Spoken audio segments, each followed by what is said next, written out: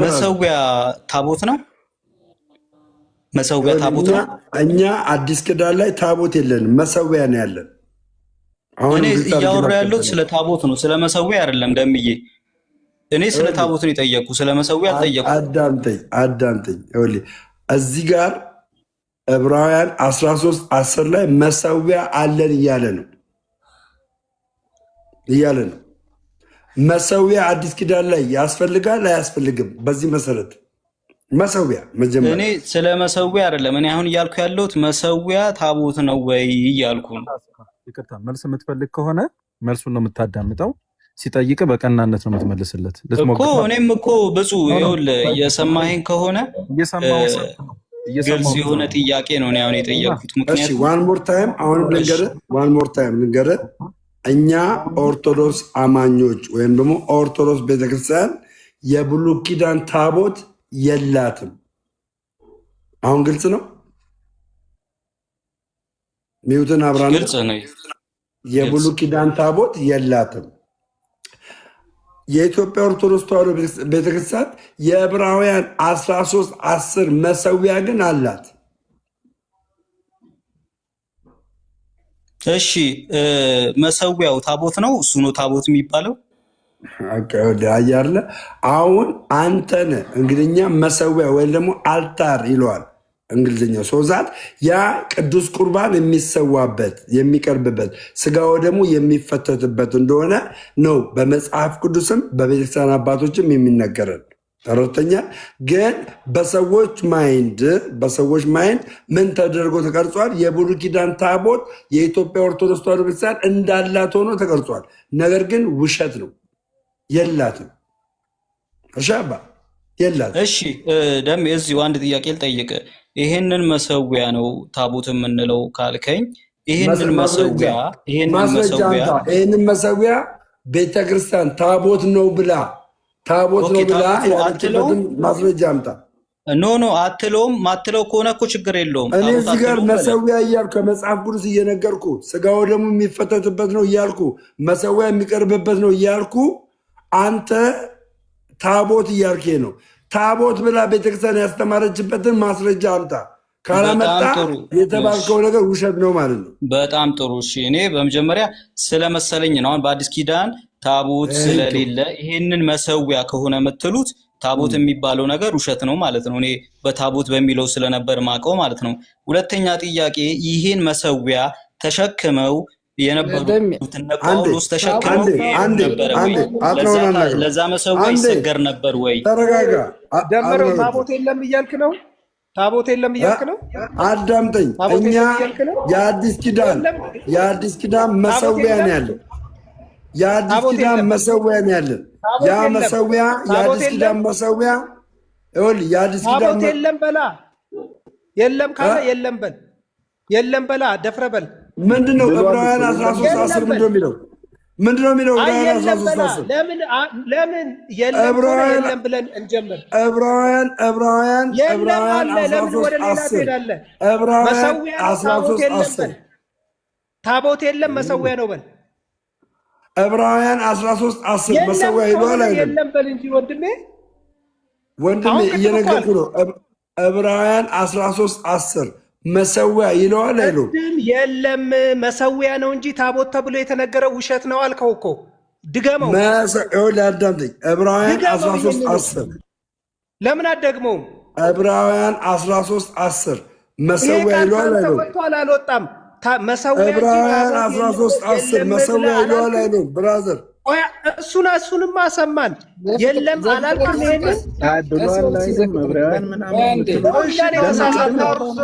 በተክለ ሃይማኖት በገብርኤል አርታር ለምን ይወጣል? ለማንስ ተሸክመውጣ? ሌላ ትርጉም ውስጥ አንግባ። እሱ ያለው ቤተ ክርስቲያኗ ታቦት የላትም፣ ያላት መሰዊያ ነው። ታቦት አላት ያሉ ተሳስተው ነው የነገሩ ካላለም ይሄን ብሏል። መጀመሪያ ለቃሉ ታማኝ ይሁን። ሌላውን ከማብራራት ለቃሉ ታማኝ ይሁን። ተረጋጉ። ብፁዕ አልሰማህም አንተ? ይሄንን በደንብ ነው የሰማሁት። ተረጋጉ ብሏል አላለም? እሺ ነው ያልኩት። ተሳስቼ ከሆነ ልታረም አንተ ያልከውን አላለም።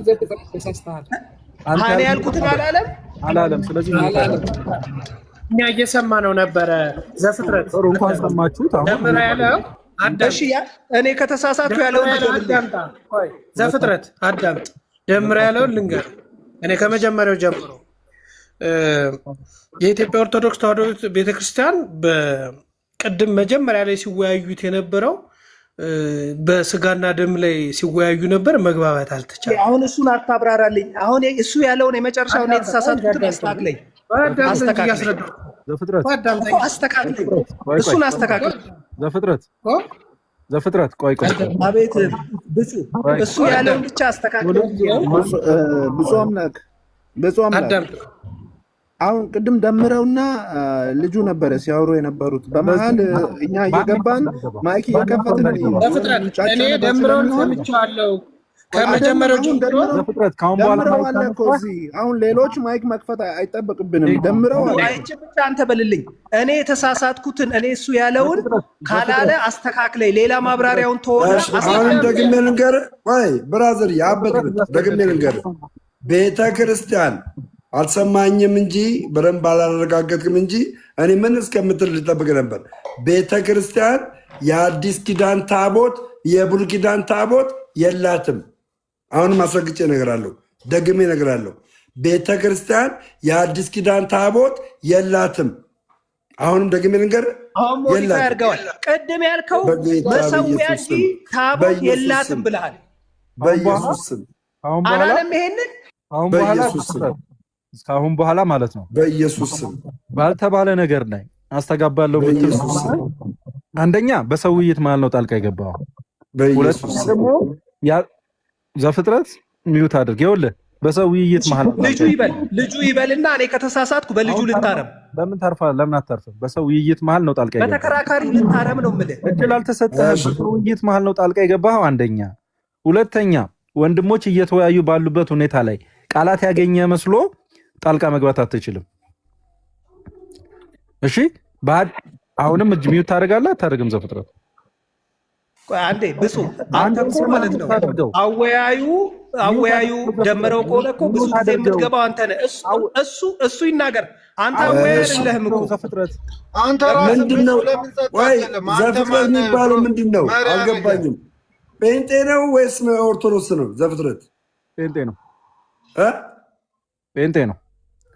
ኦኬ አሁንም ደግሜ ልበላችሁ፣ የኢትዮጵያ ኦርቶዶክስ ተዋሕዶ ቤተክርስቲያን እኔም የማምንበት ቤተክርስቲያኗም የምታምንበት አንድ ነገር እንገራችኋለም። የብሉይ ኪዳን ታቦት የላትም። አላት ብሎ የሚመጣ ሰው ካለ እኔ እሟገተዋለሁ። የላትም የብሉይ ኪዳን ታቦት። ቤተክርስቲያን የአዲስ ኪዳን ታቦቱን ምን ብላ ነው የምትለው? መሰዊያ ብላ ትለዋለች። በምን ሕሳቤ? በዕብራውያን 13:10 መሰዊያ አልታር ትለዋለች። አልታር ትለዋለች። ያንን አልታር ያንን መሰዊያ ምን ብላ ትናገራለች? ታቦት ብላ ትናገር። ፔሬድ አለቀ። እኛ የብሉይ ኪዳን ታቦት የለንም። አሁን ከአፌ የቀለበው ለምንድን ነው? ያገኘ መስሎታል። ሰው ሳይጨርስ አፍ ላይ ገብቶ ቀልቦ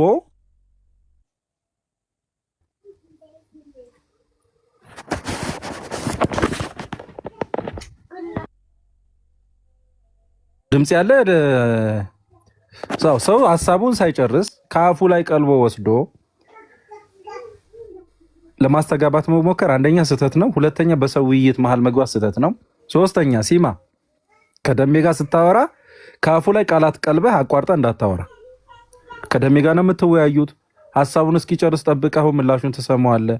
መልሰህ መጠየቅ ካለብህ ትጠይቀዋለህ። የገባኸው ልጠይቅ ብለህ ነው እንጂ ላስረዳ ብለህ አይደለም የገባኸው፣ ልሞግት ብለህ አይደለም የገባኸው ሲማ። ስለዚህ ደሜን የምትጠይቀው ጥያቄ ካለ ልጠይቅ ስላልክ እየጠየቅ እያዳመጥከው ቀጥሉ። እኔ ጥያቄ ነው የጠየቅኩት። ያው እሱ እያስረዳኝ ነው። ያው ቢሳሳትም ደግሞ መማማር ስለሆነ ችግር የለውም። ምኑ ነው መሳሳተው? ምን ተሳሳቱ? እኔ አሁን ትልቅ ትምህርት ያገኘሁት ምንድን ነው፣ እስከዛሬ ድረስ ታቦት የሚለውን ነገር ነበረ እንትን የሚለው፣ አሁን ግን መሰዊያ እንደሆነ ለምንድን ነው ታቦት ተብሎ የተባለው? ለምንድን ነው ታቦት ተብሎ የተባለው? አሁን ለምሳሌ እኔማ ታቦት ነው ተብዬ ነበረ ስማር የነበረው። አሁን ግን መሰዊያ ነው እንጂ ታቦት አይደለም የዮሐንስ ራእይ እኔ ትምህርት ነው። አዳምጠኝ። የዮሐንስ ራእይ ምዕራፍ 11 ላይ ባለው የአዲስ ኪዳን ታቦት ታየ ይላል። በሰማይም ቃሉን ላንብቡ። ምዕራፍ 11 ላይ ያለውን ቃል ላንብቡ። አንድ ጠብቂ። ኦኬ እሺ ኦኬ እሺ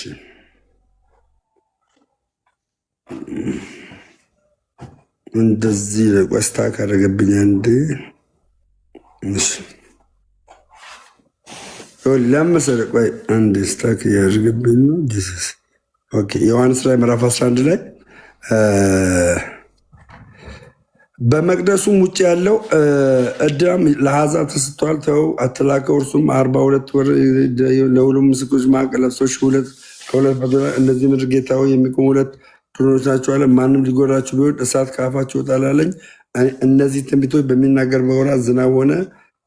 ከዛ ምስክርናቸው ከፈጸሙ በኋላ ከጥልቁ የሚወጣው አውሬ ከዛ በድናቸውን በታላቂቱ ከተማ አደባባይ ላይ ምሳሌ ይሆናል። ከወገኖችም ከነገር ከቋንቋ በኩል ሆነ እንደዛ እነዚህ ሁለት ነቢያት በምድር ላይ ያለ ከዛ በ3 ቀን ተኩል ዋለ ይላል። በሰማይም ወደዚህ ታላቅ ድምፅ ሆነ። ጠላት ሰማይ በደመና በዚህም ሰዓት ታላቅ መናወጥ ይላል። ሁለተኛ እና ከዛ በኋላ ቁጥር 19 ላይ እንደዚህ ይላል። ስማኝ አባ በሰማይም ያለው የእግዚአብሔር መቅደስ ተከፈተ፣ የኪዳኑም ታቦት ይላል። የኪዳኑም ታቦት በመቅደስ ታየ ይላል። መብረቅና ድምፅም ነጎድጓድም የምድር መናወጥም ታላቅም በረዶ ሆነ ይላል። የኪዳኑ ታቦት ይላል። ሰምተኛ ብራዘር? የኪዳን ታቦት ምድር ያለው የኪዳኑ ታቦት አዳምጠኝ። ኪዳን በሰማይም በምድር አለ የለም? የኪዳኑ ታቦት ማለት በብሉይ ለእስራኤል የተሰጠው ኪዳን ነው ወይንስ አዲስ? የኪዳኑ ታቦት በሰማይ አለ የለም? የትኛው አዲሱ ኪዳን ነው የብሉይ ኪዳኑ ታቦት ነው እያልኩ እኮ ነው። የኪዳኑ ታቦት በመቅደሱ ታየ ይላል። የኪዳኑ ታቦት በመቅደሱ ታየ ይልና መብረቅና ድምፅም ነጎድጓድ የምድር መናወጥ ታላቅም በረዶ ሆነ ይላል። በሰማይ ነዋ፣ በሰማይ ታየ። ያ የኪዳን ታቦት ኪዳን እግዚአብሔር ለሰው ልጆች በክርስቶስ ኢየሱስ ኪዳን ገብቶላቸዋል አልገባላቸው? በደሙ ነዋ ኪዳን የገባው። ቴንኪው ደሙ እና ስጋው ለእኛ ታቦት ነው። ደሙ አዳምጠኛ ረበናት ደሙና ስጋው ለእኛ በመሰዊያ ነው የሚቀርብልን አይደለም?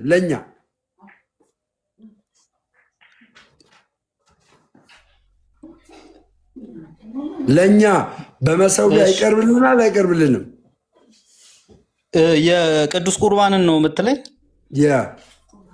ትክክል። መሰዊያ ያስፈልገዋል አያስፈልገውም? አዎ በመሰዊያ ነው የምንወስደው። ቴንኪው።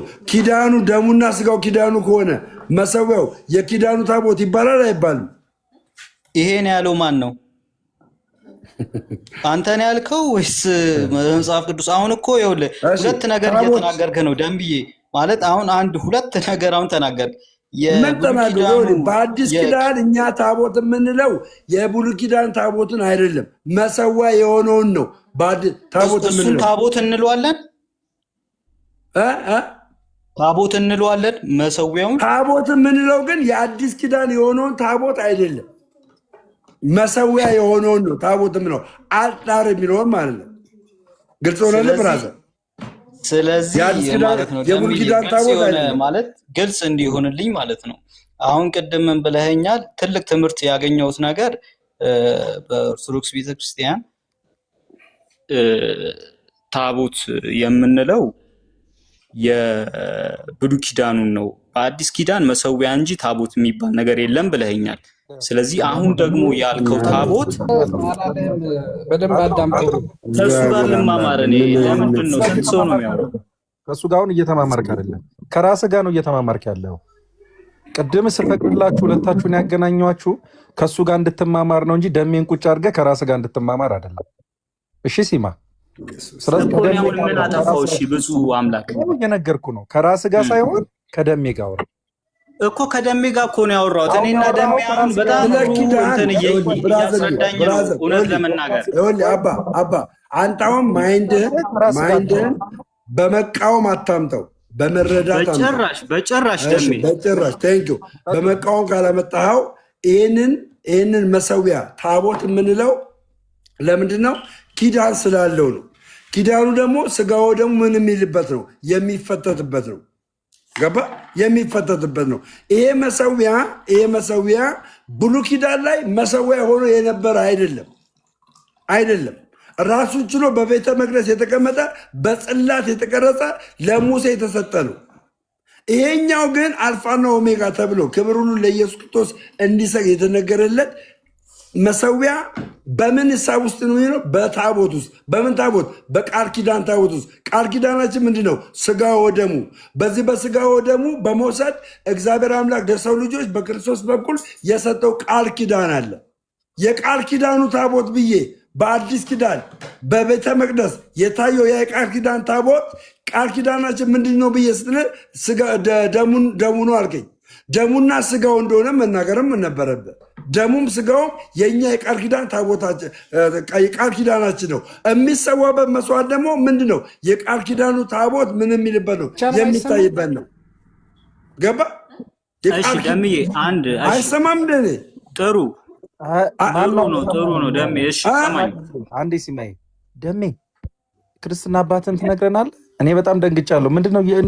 እንዴት ነው እያመጣኸው? ማናቸው ክርስትና አባትህ? ምንድነው ክርስትና አባትህ ማናቸው? በጣም እየደነቀ ከኔ ጋር ነህ። በኋላ ትነግረኛለህ ደሜ። ቀጥሉ። እሺ ደምዬ ጥሩ ነው። ጥሩ እያስረዳኸኝ ነው። በአዲስ ኪዳን ስላለው መሰዊያው እንደሆነ ታቦት የሚባለው እና አልፋና ኦሜጋ የሚል የተቀረጸበት ነው የሚሰገደው ያልከውን ከመጽሐፍ ቅዱስ አልፋና ኦሜጋ የሚል አስቀርጸው ታቦት ተሸክመው ሲሄዱ የነበሩበትን የመጽሐፍ ቅዱስ ጥቅስ በማስረጃ ንገረኝ። ደሜ ይሄን መናገር አይጠበቅም። አሁን እየተናገርክ ያለው ትንሽ ከቤተክርስቲያኑ አስተምሮ ወጥ ያለ ነውና ይሄን መመለስ አይጠበቅበትም። ሰው በጣም አስቸጋሪ ነው። ይሄ ቤቱ የፕሮቴስታንት ቤት ነው እንዴ? በጣም ግራ ገባኝ። የኦርቶዶክሳውያን ከሆነ ትንሽ ቤተክርስቲያኗ የማትለውን የማታስተምረው ነገር ነው እዚህ እየሰማን ያለ ነው።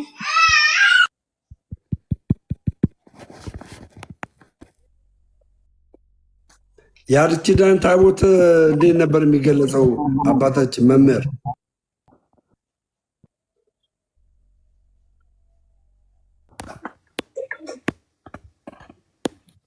ደሜ ያለው ልጠይቅ። ቆይ መምህር አክሊሉ። አቤት። ጤና ይስጥልኝ። እንደምን ዋላችሁ? ሰላም። ታቦት አለ በአዲስ ኪዳን? አለ እንጂ እንዴት የለም? መናፍቃን ናቸው የለም የሚሉ እኛ ኦርቶዶክሳውያን አለ። እኔ አሁን የተናገርኩት ልክ ነው ልክ አይደለም? እኔ አሁን የተናገርኩት ልክ አይደለም፣ ስህተት አለው በጣም። የቱ ጋር ነው ስህተት? እስቲ የቤተክርስቲያኗን ትምህርት አይደለም እየተናገርክ ያለው። ታቦት አለ ብዬ ነበር የምናገር። የአዲስ ኪዳን ታቦት አለን። 81 ሰው እየሰማህ ነው ያለ።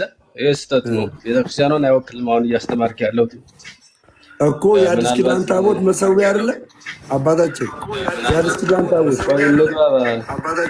ጥሉ መምህር ማን ነው? ደምረው የሚለው ውስጥ መምህር እኔ ትክክል አይደለም። የኦርቶዶክስን አይወክልም እንዳጠቃላይ። መምህር ከይቅርታ ጋር ደምረው ከመጀመሪያው ጀምሮ ያነሳውን ላንሳና ስተት ከሆነ እዛ ስተት ነው እንላለን።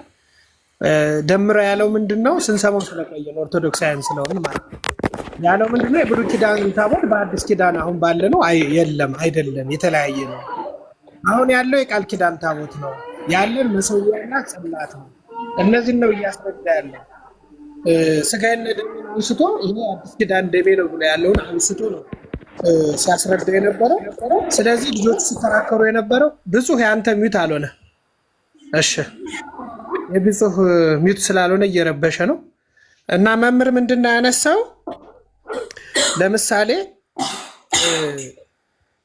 የቃል ኪዳን ታቦት ተመሳሳይ ጽላት እና ይሄ የአዲስ ኪዳን ማን ነው የመሰዊያውን ያነሳ ማለት ነው። በእነዚህ ላይ ነው እያብራራ ያለው። ታቦት አለ ወይ ብሎ የብሉይ ኪዳን ታቦት አሁን ባለው በአዲስ ኪዳን የለም ብሎ ነው ደምረው ሲያስረዳ የነበረው። እኔ የሰማሁት ይሄንን ነው። የቃል ኪዳኑ ታቦት ግን የለም የሚል አላነሳም። ስጋው ደሙን አንስቶ ሲነጋገሩ ነበረ። በዚህ ላይ ነው ያለው። አብራርተን ማንሳት ስለምንችል ነው። ይሄ ነው የነበረው። መምህር መቀጠል ይችላሉ ደምረው። እሺ መምህር ሚውቶትን አብሩና የቃል ኪዳን ታቦት እንግዲህ እኔ ታቦት እንዳለ ያም ታቦት መሰዊያ የሚቀርብበት የዕብራውያን 13:10 ነው ብዬ ነው የማምነው። ይሄ ልክ አይደለም? ይሄ ታቦት አይደለም? ምንድነው ሰው ተወርዱት ምናምን ሰው የምታስገቡት? ማን ነው የሚበጠብጠው? ጋይስ እሺ እስቲ አባታችን ንገሩን እስኪ። መልካም የተናገርከው እንዳጠቃላይ ስህተት ነው። ምናልባት ቤተክርስቲያናችን አስተምሮ አንጻር ይህ ስህተት ነው። ቤተክርስቲያኗ የራሱ የሆነ ዶግማ አላት፣ ቀኖና አላት፣ ትውፊት አላት። ዶግማና ቀኖና መለየት ያስፈልጋል። የፕሮቴስታንት አባል ከሆንክ ትክክል ነው። ፕሮቴስታንት የሚሉት ሀሳብ ዛሬ ታቦት የለም፣ የቃል ኪዳኑ ታቦት ጠፍቷል፣ ተንኮታኩቷል። ኦርቶዶክስ ዛሬ ታቦት የምትለው ኧረ እየነገርከልኝ እኔ እንደዚህ አላልኩም። ኧረ ምንድን ነው ጋብዘናል። እርግጠኛ ሆነው እውቀሱኝ እንጂ መምህር፣ እኔ የብሉይ ኪዳን ታቦት የለም ነው ያልኩት። አሁንም ደግሞ የብሉይ ኪዳን ታቦት ቆይ አዳምጠኛ፣ ሀሳቤ ልግለጽ መጀመሪያ። እሺ ምዕመን ነህ መምህር ነህ አንተ? መጀመሪያ የትጋብዘኝ ነው እየጠየቅኩ ያለው። እኔን አስገቡኝ። ብፁዕ አጥናው ምንድን ነው ነገሩ? ቆይ አትቋጭ፣ ረጋ በል ተናገር። ጀምረው እኔ ልጠይቃቸው አንዴ መምህር። ኧረ ፖሊስ አንዴ መሀላችሁ ልግባ። አትንጫጩ፣ ረጋ በሉ መጀመሪያ። ምንድን ነው የሰውዬ ማለት ዚስ ኢዝ ኦርቶዶክስ ታቦት አለ ዚስ ኢዝ አም ኦርቶዶክስ ኦኬ። መምህር አክሊሉ ይሰማል? መምህር አክሊሉ ይሰማል? ደምረው እንግሊዘኛም አማርኛም ግዕዝም ይችላሉ። እኛ ሶስቱን ቋንቋ ማውራት እንችላለን። እንዴት ነው? መቼ እኔ ምን አልኩ? እንግባባ ሲቀጥ ያለ መግባባት ያለ ይመስለኛል። እና አዳምጥ መጀመሪያ ወዳጄ። እኔ መምህርን ብዙ ጥያቄ መጠይቃቸዋለሁ። ይቻላል። መጀመሪያ ሐሳቤን ልስጣውን ከጥያቄ በፊት አይደለም። መጀመሪያ ግን ይሄን መልሱልን።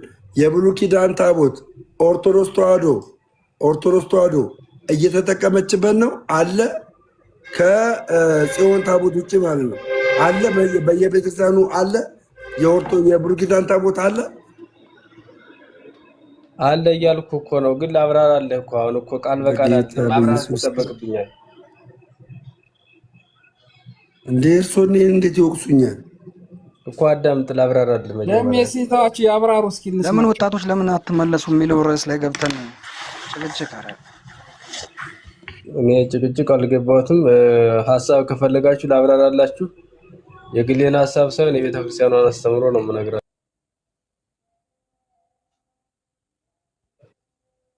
የብሉይ ኪዳን ታቦት ኦርቶዶክስ አላት። አዳምጦታለሁ። እስቲ በቪዲዮ አብሩ። ግን ቪዲዮ አብሩ። ለምን አበራለሁ? አዳምጠኝ መጀመሪያ ሀሳብ ልስጥህ። ቪዲዮ እኮ አለ ማለት ነው። እሺ ስትውስጥ ምን ቪዲዮ ምን ይጠቅምሃል? ሀሳብ የሚጠቅም የብሉይ ኪዳን ታቦት መሰዊያ የሚቀርብበት የሚፈተትበት ቅዱስ ቁርባን የሚሰጥበት ታቦት አለው እያሉ ነው። በደንብ አድርገው። እኔ በደንብ ነው መስማት የምፈልገው። አዳምጦታለሁ። ነገር ግን የብሉይ ኪዳን ታቦት የሚሰዋበት መስዋዕት የሚቀርብ አዳምጠኝ መምህር፣ መስዋዕት የሚቀርብበት ምዕመን አይደለ እንዴ? መምህር እኮ ነኝ፣ አዳምጠኝ እንጂ። እሺ አዳምጣለሁ። ምዕመን እኮ ይጠይቃል፣ ምዕመን ይጠይቃል። አዳምጡኝ። የብሉይ ኪዳን ታቦት አንዴ ይቅርታ አዳምጡኝ። እኛ መምህራን ነን። አንደኛ ኦርቶዶክስ አይደለም። አንዴ እሺ አይደለም።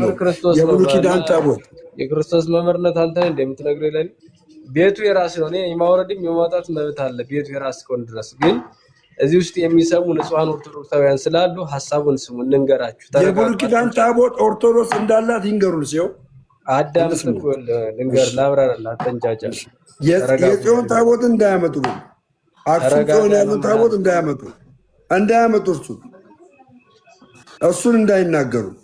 በየቤተ ክርስቲያኑ በየአድባራቱ የብሉይ ኪዳን ታቦት አለ የሚል ነው ከእርሶ የምጠብቀው። ችግር የለውም። በየአድባራቱ ግን እኔ መምህር ይሁኑ ተሐድሶ ሊሆኑ ይችላሉ፣ አላውቅም። ግን በየአድባራቱ የብሉይ ኪዳን ታቦት እንዳለ ነው የሚነግሩን። እንስማቸው እስኪ ደምረው እንስማቸው እስኪ። የብሉይ ኪዳን ታቦት በአዲስ ኪዳን አለ ካሉ ወይ መምህር ስለዚህ ተጠራቅማችሁ ይላችሁ ብዙ አውርዳቸው። ይሄ መምህር አለ እንደሚመስለኝ ተሐድሶ ናቸው መሰለኝ። አውርዳቸው ደምረው አውርዳቸው። የኦርቶዶክስ መምህር እንደዚህ ሰላም ደምረው እንዴት ናችሁ? ደምረው ሰላም ናችሁ? ሚውት አርጉና ተደማመጡ እንጂ። አይ ደምረው ልዩነት አለኝ። መምህር ነኝ ብለው የገቡት ሰውዬ በእኛ በኦርቶዶክስ ተዋሕዶ ቤተክርስቲያን መምህር እንደዚህ አይነት መምህር አላውቅም። ስንናገር ብናጠፋ እንኳን አዳምጡኝ። ሚውት አርጉ አንድ ጊዜ። መምህርም ሚውት ያርጉ።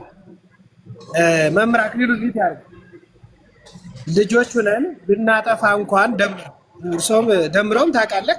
እዚህ ቤት ያላችሁት እናንተም ታውቃላችሁ። ልጆቹ ነን ብንሳሳት እንኳን ያስተምሩናል፣ ቀስ አድርገው ያስተምሩናል እንጂ እኛ ከእናንተ ባናቅም ተብሎ ይገባል እንጂ እንደዚህ አይነት አስተምሮ የለም። ምንድናችሁ ተብሎ እኔ ሰምቼም አላውቅም። እንደዚህ አይነት ሌሎቹ መምህሮች ስላሉ እኔም አላውቅም። አይነት መምህር አላውቅም። ደምረው ቆይ አበራ ብፁዕ ነኝ። እሺ ደሜ አበራ ኔትወርክ አስቸግሮኝ ነው አሁን። አበራ ቆይ ሪል አንድ ሪል ሚውታርግ መምህር መላከ አማረም አሉ፣ የቤተክርስቲያን አባት ናቸው። እኔ መምህር አሁን እንዲህ ብሎ ለመናገር ትንሽ ሊከብደን ይችላል። ስለዚህ መምህር አክሊለ ሊናገሩ የፈለጉትን ሊያስረዱን የፈለጉትን እንስማው። ምን ኦርቶዶክሳዊ ነን እኮ እናውቀዋለን። ሁለተኛም ደግሞ አጋጣሚ እድለኛ ሆነን መምህር መላከ አማረም ስለመጡ ምንም የሚከብደን ነገር አይኖርም እና መምህር አክሊለ ይቅር ይበሉን። ትንሽ ረበሽ ብሏል። ሀሳቦትን ግን እንስማው። ልጆቹን ሊያስረዱ የፈለጉበትን መንገድ እንስማው። ሁለት መምህር ስላሉን እንስማ። አንደኛ ኦርቶዶክሳውያን ከሆናችሁ በመጀመሪያ እንደምን ዋላችሁ? በመንጫጫት ይቅር ይበሉ። አባት መምህር ይቅር ይበሉ። በቃ እኔ ይቅር ብያለሁ። አዳምጡ ነው እያልኩ ያለው። እሺ እንስማ። ሀሳቤን ልስጥ። ሀሳብ ካላችሁ መሞገት ቻሌንጅ ማድረግ ትችላላችሁ። እንግሊዘኛ ስላወራህ ግን ስለጠቀስ ኦርቶዶክስ ለማለት አይቻልም። እኔም ጋር ስህተት ካለ ስህተቴን ቻሌንጅ አድርጉኝ፣ ሞግቱኝ ነው እያልኩ ያለው። ከቤተ ክርስቲያኑ አስተምሮ አንጻር እየተናገራችሁ ያላችሁ ስህተት ነው። እሱን ደግሞ መጽሐፍ ቅዱስ ጠቅሼ ምዕራፍ ቁጥር ጠቅሼ ነው ማብራራላችሁ። ስለዚህ እዚህ ውስጥ አሁን የምትንጫጩ ተሐድሶ ነው ፕሮቴስታንት ባይተይ ነው እኔ እንደዚያ የምትለኝ። ስለ ቃሉ ይቅርታ። የት አዳራሽ አይተይ ነው እኔ ተሐድሶ ፕሮቴስታንት ይቅራሉ እኮ መምህር ይቅር ብለዋል። መምህር ይቅር ብለዋል። ይቅርታውን እኮ ይቅር ብያለሁ አሉ አይደል? አሁን ሀሳብ ግን አሁን እንትን እያልክ ያለው ማለት ምንም አይደል። አንድ ድራማ እንዳይመጣ ኖ ብራዘር፣ አንድ አዳምጠኝ። አንተ ቆይ፣ ብፁዕ አምላክ የብሉይ ኪዳን ታቦት ኦርቶዶክስ አላት? እሳቸው ይንገሩ ሊሉ ነው የፈለጉት። ኖ አንተ እሳቸውን ደግፋላ። የብሉይ ኪዳን ታቦት በየአድባራቱ ኦርቶዶክስ አላት? እዛ ታቦት ላይ ይፈተታል። የብሉይ ኪዳን ስርዓት አሁን እየተተገበረ ነው ይፈተታል። የብሉይ ኪዳን ታቦት ላይ በቃ እሳቸው ደግሞ የብሉይ ኪዳን ታቦት ኦርቶዶክስ አላት ለስተት ትምህርት ነው እያሉ ነው። ሰምቻቸዋል። አለ ብለውሃል ቃል በቃል። ስለዚህ በየአድባራቱ የሚፈተትበት የብሉይ ኪዳን ታቦት መሆን አለመሆኑን እስቲ ንገሩን። እኔን አደባባይ ላይ ያሸማቀቁኝ እንስማቸው። መምህር አሉ ከታችን ደምዬ ረጋ በል እንስማቸው። መስማት መታደል ነው። ልብን መስጠት መታደል ነው። አይውረዱ ወረዱ። በቃ መምህር ስላሉ እሳቸውን አናግሯቸው። ደምዬ እኔም በክለው ወረዱ። ግን አንተ ከብር ያንተ ስም መቼም ያንተ ስም አይነካ። እንዴት ከበር ታደርግላቸዋለህ? እሳቸው አላረኩ ልንሰማ እኔ ወቃቸው አትወቃቸው ነ እኔም አሁን ያየኋቸው እኔ አሁን ያዋየኋቸው ደምዬ ልንሰማቸው ብቻ እንስማቸውን ያልኩት እንጂ እኔ ዛሬ ነው ያየኋቸው። እኔ ራሴ አውቃቸዋለሁ አላልክም? እንዲያውም ይሄ መምህር መላክ አማረን ነው የማውቃቸው። አጋጣሚ ገቡና ደስ አለኝ። ስለዚህ ተሐድሶ ነው አታውቀውም። በቃ ሰውየው ተሐድሶ ነው። እስቲ መምህር መላክ አማረ ጋር ተወያዩ። ደምዬ አንድ የብሉይ ኪዳን ታቦት አለ ብሎ የስተት ትምህርት ሊናገር ያለን ሰውዬ ትደግፋለህ? እግዚአብሔር ደምዬ ደገፍ ላይ አይደለሁም። አሁን መምህር ስለመጡ መምህር መላከ ከእሳቸው ጋር ትንሽ አውራ። በፕላትፎርሙ የታወቁ መምህራችን ናቸው። ከእሳቸው ጋር ትንሽ እናውራ አይሻልም? ደምዬ ረጋ እንበል። አሁን መምህር ስለመጡ ከእሳቸው ጋር ትንሽ አውራ። መልክዬ ደምዬ ይቅርታ፣ ደምዬ መምህር መላከ እንኳን ደህና መጡ።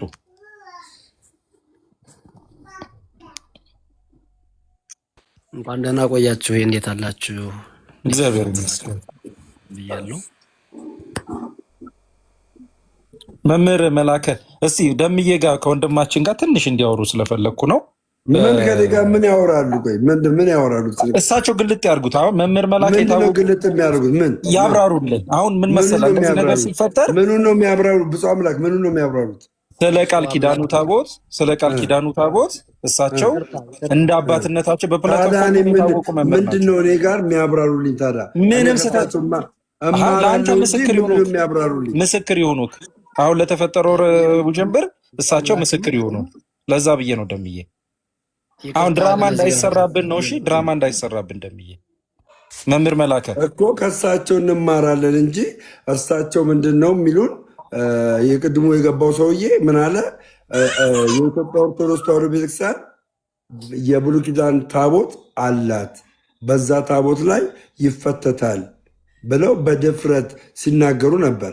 በድፍረት እኔ ደግሞ የብሉይ ኪዳን ታቦት የኢትዮጵያ ኦርቶዶክስ ተዋሕዶ ቤተክርስቲያን እንደሌላት ነው የማውቀው። ከትምህርትም ከሰማሁትም ነገር ማለት ነው እንደሌላት። ምክንያቱም የብሉይ ኪዳን ታቦት የማይፈተትበት አንድ የሆነ በጽዮን ማርያም ያለ ማለት ነው እሱ ቁጭ ያለ፣ ነገር ግን ሌላ ምንም አይነት አገልግሎት የሌለው ታቦት እንደሆነ ነው የማውቀው። ነገር ግን የአዲስ ኪዳን ታቦት ግን የሚሰዋበት ስጋው ደግሞ የሚፈተትበት እንዳለ ነው የማውቀው። መምህር እስቲ በዚህ መልኩ እሳቸው የብሉይ ኪዳን ታቦት አለ ብለዋል። ከዛ ይህንን ዘሩና እናንተ መናፍቃን ናችሁ፣ አንተ እንደዚህ የኦርቶዶክስ ትምህርት አለን ብለው ወረዱ። ወንድሜ አብራራው በደንብ አድርጎ ሰምተዋል። እኔ ያስረዳሁትን አጥነዋለ በደንብ አድርጎ ሰምተዋል። ስለዚህ እርሱም ምናልባት ሰምተው ከሆነ ያለውን ነገር እስኪ ዲፋይን አድርጉልን። ቃሎት ያሰማል። እድሜ ይስጥ ደምዬ፣ እድሜ ይስጥ። ኑርልኝ ወንድሜ፣ መመካብሃለሁ ታውቃለህ። መምህር እባክዎ በመምህራን አንደበት ያምራል፣ ውበትም አለው።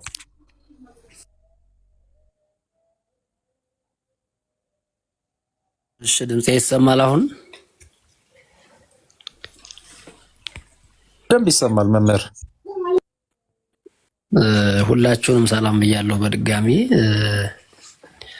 እኔ ከመልእክት ነው የምጀምረው። በመጀመሪያ ከምንም በላይ ታቦት ኖረም አልኖረም ምንም ኖረም አልኖረም የሚቀድመው በፍቅር መነጋገር ነው። የትኛውም ነገር ቢሆን ትልቁ ታቦት ፍቅር ነው። እውነት ለመናገር አንዳንዶቹም ደግሞ ከታች እንደዚህ ስንል ታቦት የለም አሉ ብለውም ደግሞ የሚያሰናክሉ እንዳሉ መረሳት የለበትም።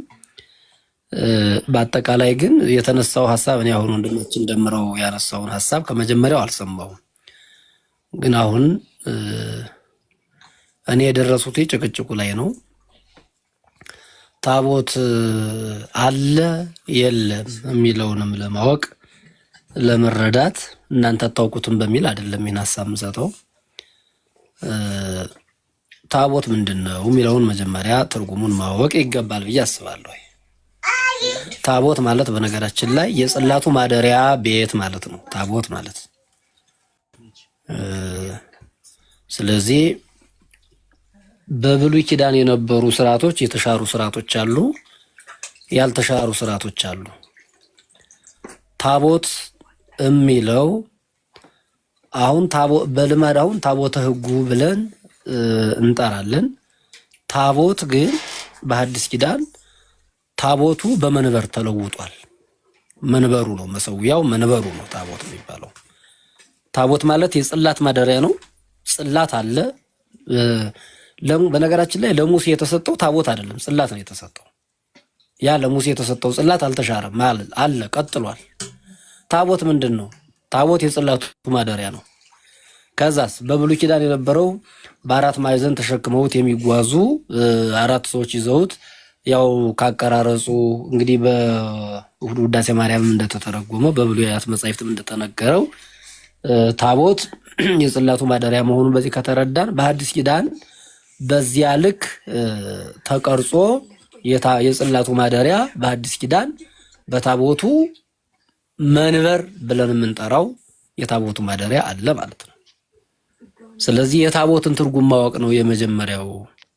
ያ ደግሞ መሰዊያው መንበር ነው። ዛሬ ጽላቱ ራሱ በልማድ ጽላቱን ታቦትን ብለን እንጠራዋለን። የስያሜ ችግር የለብንም። ያው ታቦትን ብለን እንጠራዋለን፣ ጽላትን ብለን እንጠራዋለን። ግን አንዱን ነው። በብሉይ ኪዳን ግን ታቦት ለግሉ ማደሪያው ነው። ጽላቱ ደግሞ የራሱ ለሙሴ ቀርጾ የሰጠው ጌታ በሲና ተራራ የሰጠው ነው። በሐዲስ ኪዳን የተተካው ምንድነው ከተባለ በታቦቱ በማደሪያው ውስጥ ዛሬ በታቦት ውስጥ የሚያደር ጽላት ሳይሆን ያለው በመንበሩ ውስጥ ያለ ነው። መንበሩ ከማነው ጽላቱ ከመንበሩ ላይ ሆኖ መስዋዕት ይቀርብበታል ማለት ነው። ምናልባት ሐሳባችሁን አግኝቸው ከሆነ ያው በኋላ ስለመጣሁ ሌላ ሐሳብም ደግሞ እንዳልዘራ ጥንቃቄ ለማድረግ ታቦት ማለት የጽላቱ ማደሪያ ነው። ዛሬ ጽላቱ የት ነው የሚያድረው? መንበሩ ላይ ነው። ምን ይሰዋል? መንበሩ ላይ ነው ያለው ሐሳቡ ማለት ነው።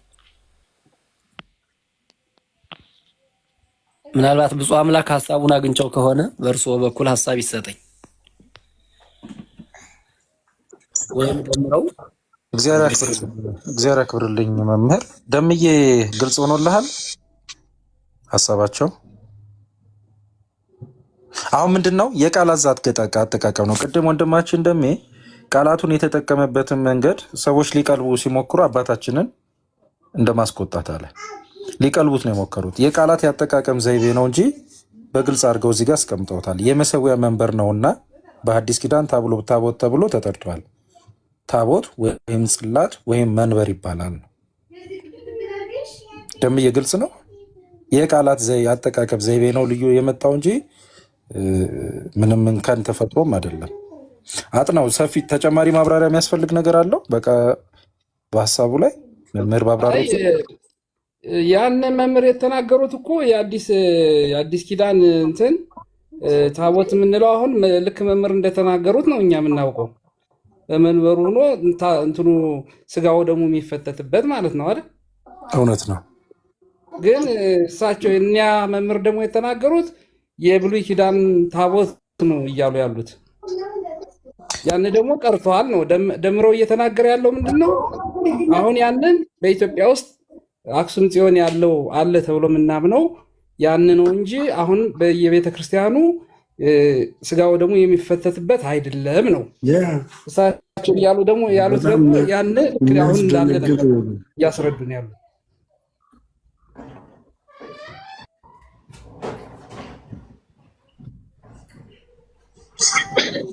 መምህር አሉ እና መምህር አክሊሉ ቢኖሩ ኑሮ አሪፍ ነበረ። ግን እታች የቅድሙ መምህር ካሉ መምህር እሳቸው ራሳቸው አይደለም። ብዙ አምላክ የብሉይ ኪዳን ታቦት የኢትዮጵያ ኦርቶዶክስ ተዋሕዶ ቤተክርስቲያን አላት የላትም? ታቦቱ አላት። ያ ታቦት ይፈተትበታል አይፈተትበትም? ስርዓቱ የብሉይ ኪዳን ይሄ ምንድነው የስርዓቱ ግን በሐዲስ ኪዳን ስርዓቱ ግን የለም። ስርዓቱ የለም እኮ። ያ ታቦት ይፈተትበታል። ካህን ተሹሞለታል። ዲያቆናት አሉት። እዛ ቦታ ላይ ቅዳሴ አለ። የብሉይ ኪዳን ታቦቱ ላይ ታቦቱ አላት ስልክ አሁን ለምሳሌ የብሉይ ኪዳን ታቦት ተብሎ ግልጽና አጭር ነው።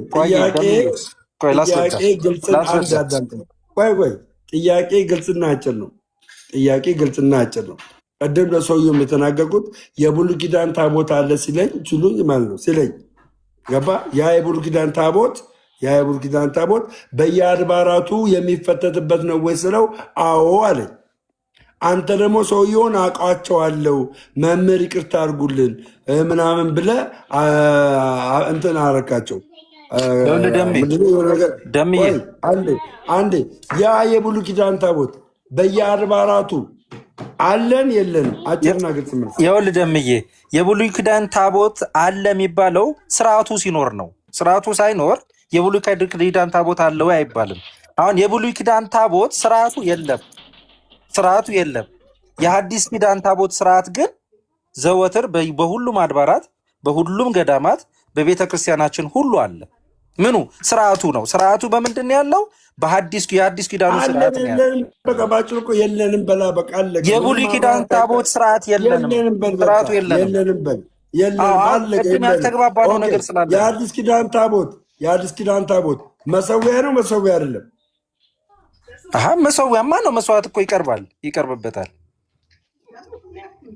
ታዲያ ሰውየው እንደዛ ሲዘባርቅ ለምን ይቅርታ ምናምን መምህር ለምን አልተናበብንም? ይህንን ያልኩትን የቤተ ክርስቲያን አስተምሮ አይደለም የመናፍቃን አስተምሮ ነው ሲሉ ሲናገሩ ነበር እኮ። አዎ እሳቸው ምን መሰለህ ከመናፍቅ ጋር እኮ እየተሟገትክ ነበር። መናፍቃን እኮ ያው የወከቡን ነበረ 3-4 ሆነው እሳቸው በመሀል ደንግጠው ገቡና እንደ የመናፍቃን ቤት ነው ወይስ ኦርቶዶክስ ቤት ነው? ደንግጠው ገቡ። አብራራው እኔ የገለጽኩትን ካስከፈ ነበር እኔ የገለጽኩትን ልክ አይደለም ሲሉ ነበር። አልተሳሳትክም። ደሜ አንተስ ተሳስተሃል እያልኩ አይደለም፣ በግልጹ ነው መናገር። እሳቸው ግን ተሳስተሃል፣ ይሄ የኦርቶዶክስ ተዋሕዶ ቤተክርስቲያን አስተምሮ አይደለም ሲሉ ነበር።